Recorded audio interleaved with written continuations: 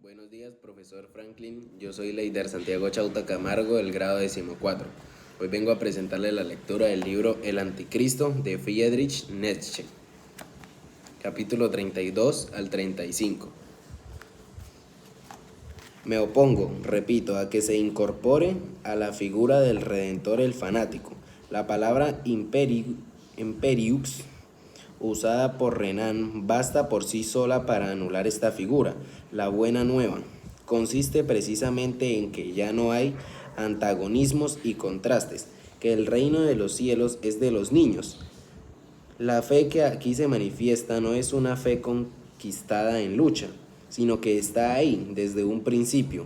Es como si dijéramos, una infantilidad replegada sobre la esfera de la espiritual. Los fisiólogos, por lo menos, están familiarizados con el caso de la pubertad retardada y no desarrollada en el organismo, como consecuencia de la degeneración.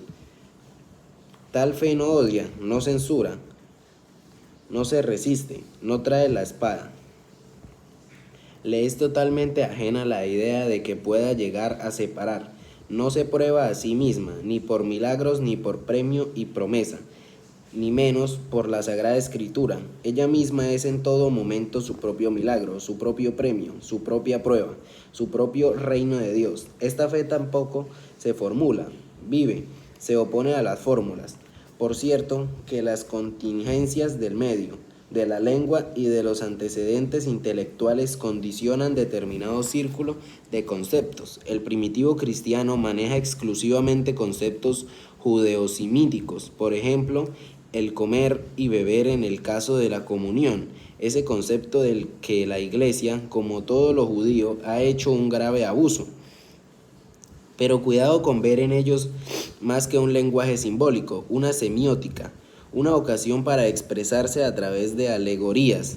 Precisamente el que ninguna palabra suya sea tomada al pie de la letra es la condición previa para que ese antirrealista pueda hablar. Entre los indios se hubiera servido de los conceptos del Sangya, entre los chinos de los Laotse, sin notar la diferencia. Con cierta tolerancia en la expresión se pudiera llamar a Jesús un espíritu libre. No le importan las fiestas, la palabra mata, todo lo fijo mata. En él, el concepto, la experiencia, la vida, como él los conoce, son contrarios a todas las palabras, fórmulas, leyes, credos y dogmas. Él solo habla de lo más íntimo, emplea los términos vida, verdad o luz para expresar lo más íntimo. Todo lo demás, toda la realidad, toda la naturaleza, hasta el lenguaje, tiene para él tan solo un valor de signo, de alegoría. Hay que cuidarse de no caer en error en este punto, por grande que sea la seducción inherente al prejuicio cristiano, es decir, eclesiástico. Tal simbolismo por excelencia está al margen de todos los conceptos del culto, de toda su historia, de toda ciencia natural, de toda empiria, de todos los conocimientos, de toda la política, de toda la psicología, de todos los libros, de todo arte. El saber de Jesús es precisamente la locura pura ajena que hay efectivamente cosas así. No conoce la cultura ni por referencia, no tiene por qué luchar contra ella, no la niega. Lo mismo se aplica al Estado, a todo el orden civil y social, al trabajo, a la guerra. Jamás tuvo motivo alguno para negar el mundo, nunca tuvo la menor idea del concepto eclesiástico, mundo. La negación es precisamente lo de todo punto imposible para él.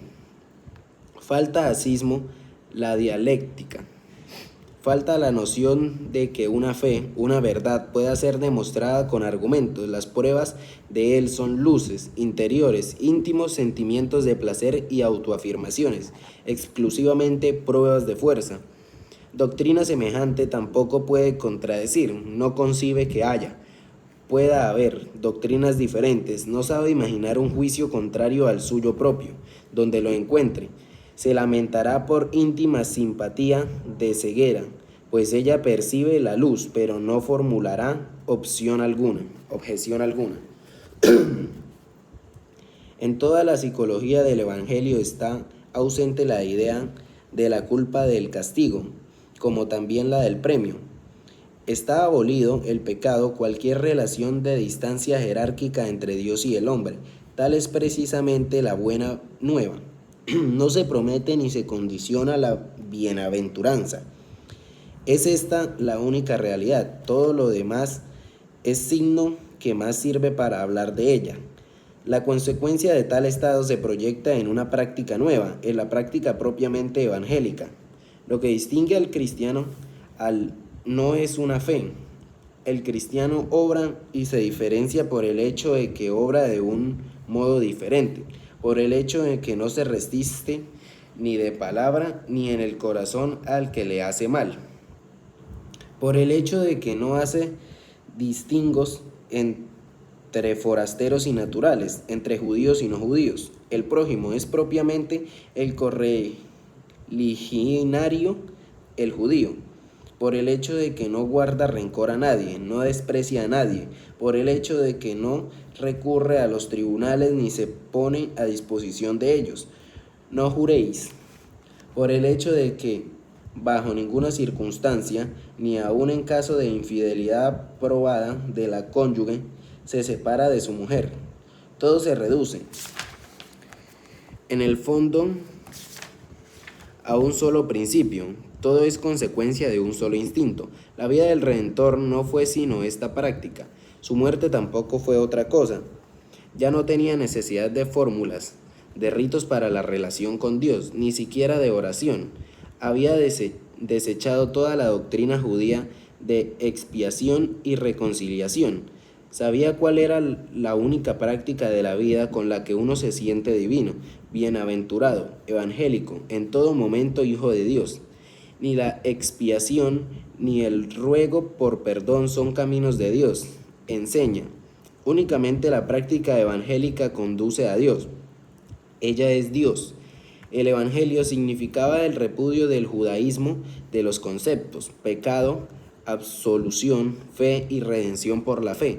Toda la doctrina eclesiástica judía quedaba negada en la buena nueva. El profundo instinto de cómo hay que vivir para sentirse en la gloria, para sentirse eterno, en tanto que con cualquier conducta diferente uno se siente en absoluto en la gloria. Únicamente este instinto es la realidad psicológica de la redención, una conducta nueva, no una fe nueva.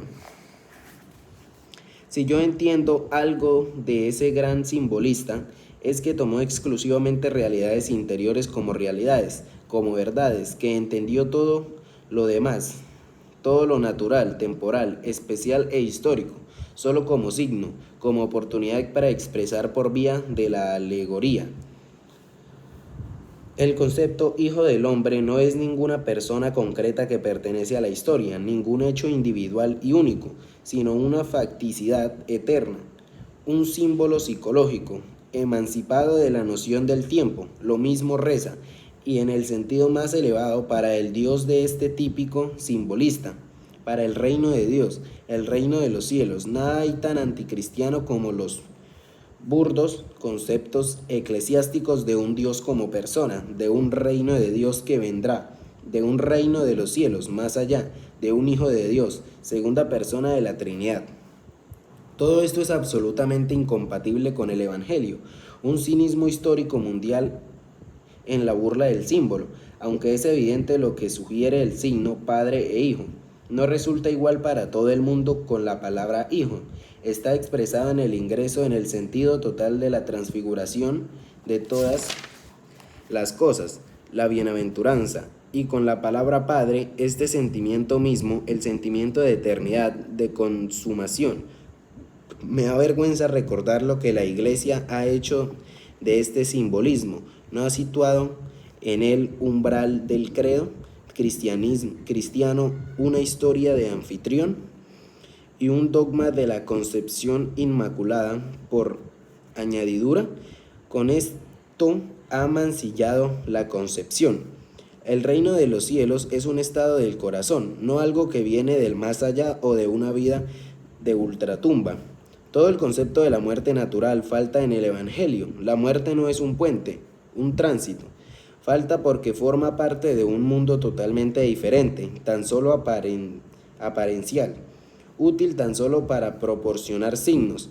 La hora postrera no es un concepto cristiano. La hora, el tiempo, la vida física y sus crisis ni existen para el portador de la buena nueva. El reino de Dios no es algo que se espera. No tiene un ayer ni un pasado mañana, no vendrá en 1000 años. Es una experiencia íntima. Está en todas partes y no está en parte alguna. Este portador de una buena nueva murió como había vivido y predicado, no para redimir a los hombres, sino para enseñar cómo hay que vivir. La práctica es el legado que dejó a la humanidad su conducta ante los jueces, ante los soldados, ante los acusadores y toda la clase de difamación y escarnio. Su conducta es la cruz. No se resiste, no defiende su derecho, no da ningún paso susceptible de conjurar el trance extremo. Aún más lo provoca y ruega, sufre y ama a la par de los que le hacen mal, en los que le hacen mal. No resistir, no odiar, no responsabilizar, no resistir tampoco al malo, sino amarlo.